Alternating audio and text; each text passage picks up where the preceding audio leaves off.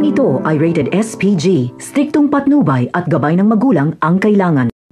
Alam ni Don Facundo na delikado ang makipag-alyansa sa mga Montenegro, pero basta pagkakaperahan ay handa daw siyang suungin ng kapahamakan.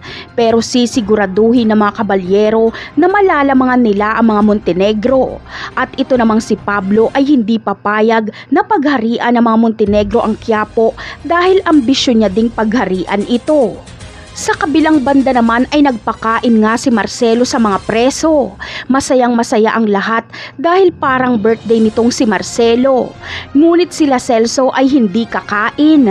Alam kasi nilang may binabalak itong si Marcelo at gusto lang makuha ang loob ng mga preso. Pero sila Tanggol ay masayang nagsikainan.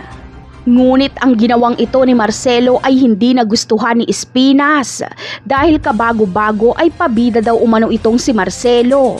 Ayon kay Espinas ay pinapalabas daw ni Marcelo na ginugutom niya ang mga preso. Dito ay napahiya si Marcelo dahil hindi siya umubra kay Espinas. Samantala, binalaan naman ni Tanggol si Marcelo na mag-ingat kay Espinas dahil delikado itong tao. Dito ay napagtanto ni Marcelo na hindi niya basta-basta makukuha ang loob ni Espinas. Mahihirapan siya dito. Sa tingin nyo, matitikman kaya ni Marcelo ang Bartolina sa koreksyonal? Ipapasok kaya siya doon ni Espinas? Yan ang aabangan natin sa mga susunod na episode. Paalam!